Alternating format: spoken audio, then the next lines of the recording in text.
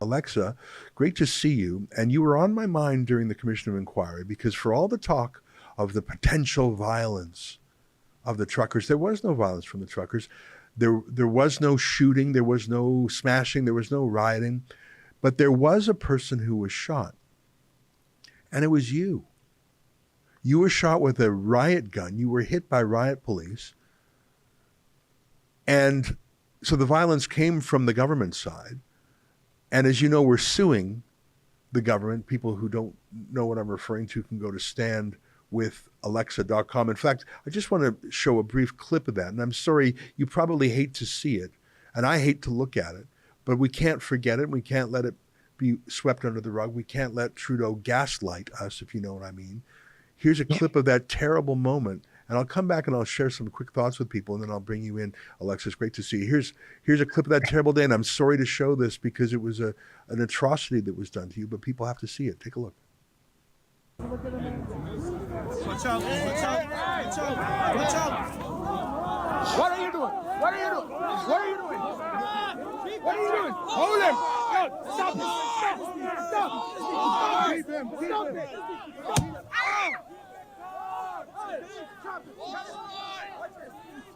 You just fight and protest! You just fight and protest! Oh! Ow!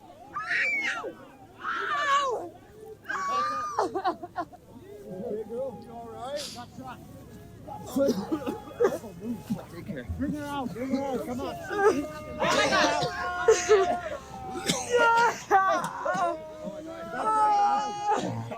Bring her the leg.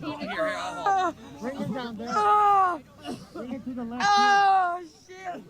Guys, take her out of the crowd. Bring her to the left. Hey, out of the way! Hey, someone got shot in the head. Ouch! Oh! Bring her to the left here. Safe. Come on, guys. Get her out of the crowd. Just atrocious. You were shot, you were hit, and you were shot with a kind of anti-riot weapon in your leg at point blank range. I'm very sorry that happened to you. As you know, we're suing the police, and we've discovered that the police knew who you were. We discovered from the police notes they knew who you were. They knew your name. And one other thing we discovered is that the police that day were helping a lot of people with medical issues, people, a heart attack, someone who slipped and fell, someone who had hypothermia. Police shot you. They obviously knew that they shot you, and they did not offer you any help, did they? No. So I collapsed just like a couple of minutes after, and no one came to me. Only protester came. A former nurse who lost her job actually took care of me, and I remember another man that was there. They washed my face with water because I was full of, I think it was cayenne pepper or something that was burning my face and my body and my skin. And I remember I had it in my mouth, in my eyes, and it's why I was like crying as much, but also because I was hurt. But thanks to these two and all beautiful people who actually helped me out, because probably without them, I would be like in the snow alone. I'm so sorry that happened to you. I have to say that in the nearly 8 years of Rebel News being a company, that was the worst moment in our entire company's history. That was the worst thing that ever happened to us, the worst thing anyone had ever done to us. David Menzies was roughed up pretty badly by Trudeau's bodyguards a few months earlier, but to actually be shot and beaten, and for the police, they knew. The reason I say they knew who you were is because we're suing them, and in the course of that lawsuit, we have received their notes, and they knew exactly who you were. And there were thousands of people, protesters, journalists, observers in the streets, and there were thousands of police. And the coincidence that you were the only one shot, I do not believe that's a coincidence. Like I say, they knew who you were. And then once they committed the atrocity of shooting you, they committed a second atrocity of literally not helping. Like I said, they helped other people all day. We see that in their notes. But they refused to help you.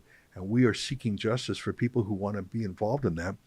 they can go to standwithalexa.com. I'm sorry to mention that. It's just been on my mind, especially since clip number 6. Alexa, I'd like your reaction to this. This is a clip of Trudeau saying he had to invoke martial law because what if some little old lady got hurt? And all I could think about was the police horses stomping on that little old lady and the police roughing up that short old man and the police shooting you. And Trudeau's making it like he was the one standing against violence. All the violence in Ottawa came from the government. All the violence came from them. Here, take a look at this clip of Trudeau. When there's a national emergency and serious threats of violence to Canadians, and you have a tool that you should use, how would I explain it to the family of a police officer who was killed, or a grandmother who got run over trying to stop a truck, or a protester who was killed? If I hadn't used the tools, if one of the protesters, one of the occupiers had been killed in a violent clash with someone else, getting this situation under control and protecting the safety of all Canadians is a priority. What a sociopathic liar. There were no serious threats of violence. We know that because none were made, and all the police forces confirm that. The threats of someone being killed, how would that possibly happen if the only violence came from the government? A grandmother trying to stop a truck from running over her. I don't even understand that weird hypothetical situation. How about a grandmother being stomped on by an RCMP horse for no reason at all? Just absolutely outrageous. How did it feel when you saw that prince of lies take the witness stand? Well, first of all, use speculation for make the situation worse than it was. Just trying to create in the mind of people like that maybe this will have happened if I didn't have like invoked the Emergencies Act. But the only thing that I was thinking when he was talking is like Candice Sero was in the audience, watching him saying that in her face when she was trampled by a horse, and the SIU dropped the case on her because her injury was not enough severe to continue the investigation on her. The SIU, that's a kind really of internal sorry. affairs. That's the special investigations unit. Whenever police are violent against someone, they come and investigate. You're saying the SIU dropped the case against the police who stomped on her because her injuries weren't that bad. That's what you just said there, right? Outrageous. Sorry I interrupted you. I just want to explain to people what SIU was. Keep going, Alexa. So I had a talk, and I have like a interview with her that's coming up on how she had been so far. And I saw her, she was crying about like she's still hurt. She's hurt by also what the government did. And she lost a lot of faith. And it was really sad to see this and the hypocrisy of Justin Trudeau testimony all day long. But I was also surprised that usually, it takes so much time to answer the question, but I was surprised how fast he was answering the question that day, and that he answered actually really mostly truthful for some of the question. I think what was irritating to me was he showed what was in his mind. You could sum up every one of his answers was, I think very low. I have a low opinion of Canadians. I'm afraid of Canadians. I'm scared of them.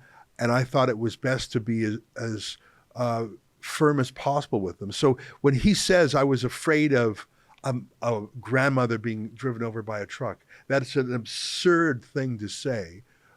So is that true or false? Well, I think if it's true, it shows what he thinks of us. It shows what he thinks of the peaceful protesters. Violent protesters fighting with each other. There was no violence amongst the protesters, but he thinks, oh, they're truck drivers. Of course they're violent. They're just a bunch of drunk yobs. And especially when he said, I never called him vaccinated names.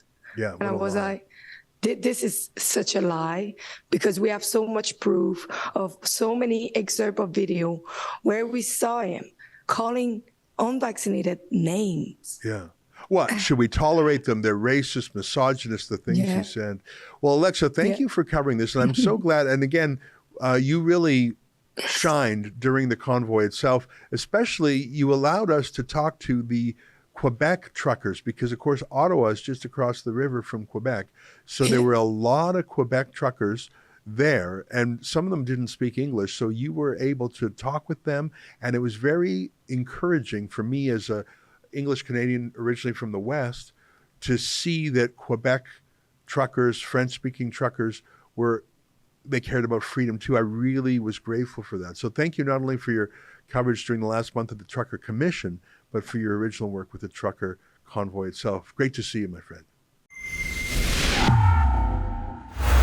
What you just saw was an excerpt from my nightly show, The Ezra Levant Show. Every weekday, I do a monologue.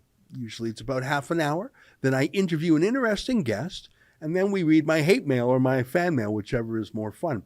It's only available behind a paywall, though. That's how we pay our bills here at Rebel News. We don't take a dime from Justin Trudeau. But the good news is it's only $8 a month, about half the price of Netflix. And in addition to my nightly show, you also get weekly shows from 4 other friends here at Rebel News. So you're getting 36 shows a month just for $8. I think it's worth it. And even if you're not quite sure, do it anyways, because we rely on viewers like you to keep us free and independent. I promise you I'll never take a dime from Trudeau. Just go to rebelnewsplus.com and click subscribe.